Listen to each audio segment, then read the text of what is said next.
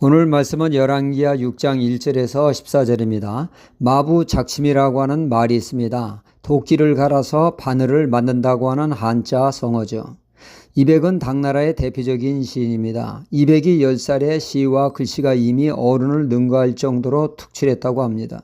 하지만 이백은 공부에 대한 열정은 시어치 않았죠. 이백의 아버지는 그에게 훌륭한 수승을 붙여주면서 산에 올라가 학문에 정진하게 했지만 이백은 따분한 생활과 끝도 없는 글 읽기에 적응을 하지 못했습니다. 마침내 그는 스승 몰래 산을 떠나 집으로 향해 가는데 어느 냇가에 한 노파가 물가에 앉아서 바위돌에다가 도끼를 갈고 있는 것을 목격하게 됩니다. 이에 그는 호기심이 발동하여 묻게 되죠. 지금 무엇을 하고 계시느냐고. 할머니는 바늘을 만들고 있다고 합니다. 이 할머니 치매기가 있나 아니면 노망이 났나 말도 안 되는 어이없는 말에 그게 말이 되느냐고 하니까 할머니는 돌에다 갈고 또 갈다 보면 어느새 도끼가 바늘이 되지 않겠느냐는 것입니다. 이백은 어이가 없어서 헛웃음이 나왔습니다. 어느 천년에 갈아서 바늘처럼 만들 수 있겠느냐고 어이없어 했죠. 그러자 할머니는 웃지 말라고 하면서 진지하게 말했습니다. 열심히 도끼를 갈다 보면 바늘을 만들지 못할 이유가 어디 있느냐고 합니다. 중도에 그만두지 않으면 언젠가는 바늘이 된다는 말을 남기게 됐죠. 바로 이 말이 이백의 내리를 강타했습니다. 할머니의 말은 노력해서 안 될 일이 없으며 처음부터 시도하지 않는 것이 문제이고 또한 끝장을 보지 않는 것이 더 큰 문제임을 깨닫게 한 것이죠. 그는 집으로 가던 발걸음을 돌려 다시 산으로 갔고 마음이 해이해질 때마다 할머니를 떠올리며 학문에 정진했다고 합니다. 오늘 말씀이 도끼에 얽힌 말씀입니다.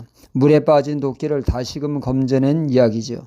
이는 우리나라의 전래동화의 나무꾼과 도끼 이야기와 거의 유사합니다.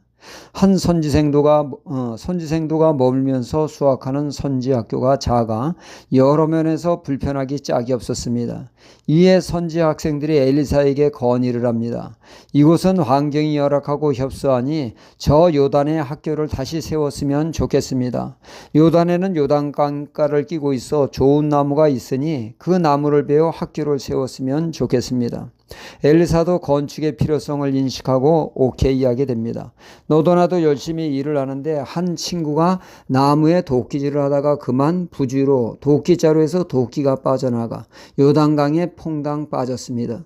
도끼가 강에 빠졌으니 이거 다시 찾기가 쉽지 않습니다. 이 친구는 그만 울상이 되었죠. 그 도끼는 자신의 도끼가 아니라 빌려온 도끼입니다. 그러니 잃어버리면 배상을 해야 하니 난처합니다. 도끼 살 돈이 없어 빌려온 사람이 이건 보통 문제가 아니죠. 이때 엘리사가 빠진 도끼를 나뭇가지를 잘라 물에 던지는 희한한 방법으로 도끼를 떠올리게 하여 다시 찾게 되었다는 지극히 평범한 이야기입니다. 우리는 이 말을 대하면서 아니 성경에 귀한 말씀도 많은데 뭐 이런 것까지 다 기록하나 의아해할 수 있습니다. 위대하고 기록할 일이 많은데 별 가치 없는 것까지 미주알고주알 기록할 필요가 있나, 이런 이야기는 삭제해도 별 무리가 없다고 생각을 합니다. 이런 영양가 없는 글 쓴 것은 나름 우리에게 주시고자 하는 메시지가 있기 때문임을 우리는 알아야겠습니다.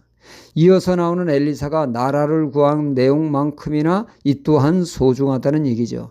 하찮은 잃어버린 도끼 이야기 또한 하나님 보시기에는 다 귀하고 소중하다는 얘기입니다. 도끼를 잃어버린 선지생도, 그 당시 유명한 선지학교 교장 엘리사, 능력의 사람 엘리사를 통한 살아있는 하나님의 말씀을 들으며 그는 많은 은혜를 받고 말씀을 마음에 새겼을 것입니다. 그러나 이 선지생도에게 있어 평생 잊지 못할 은혜는 엘리사가 전한 그 어떤 말씀보다 잃어버린 도끼 다시 찾은 이 체험은 평생 잊지 못할 은혜가 되었을 것입니다. 그는 평생 도끼만 떠올리면 가슴이 뭉클하고 눈가가 적시어지는 은혜를 체험했을 것입니다. 내가 무엇인데 하나님은 잃어버린 도끼를 다시 찾는 은혜를 베풀어 나로 공경에서 건지셨나. 하나님의 나를 향한 세심한 배려와 돌보심, 그 사랑을 그는 가슴 뜨겁게 느꼈을 것입니다. 우리의 소소한 일상에서 베푸시는 하나님의 은혜의 체험은 남이 이해 못할 소중한 것입니다. 우리는 하나님이 내 삶에서 베푸신 작은 은혜를 귀하게 여길 때 하나님과 우리의 사이는 더욱더 돈독해지며 깊어질 것입니다. 할렐루야.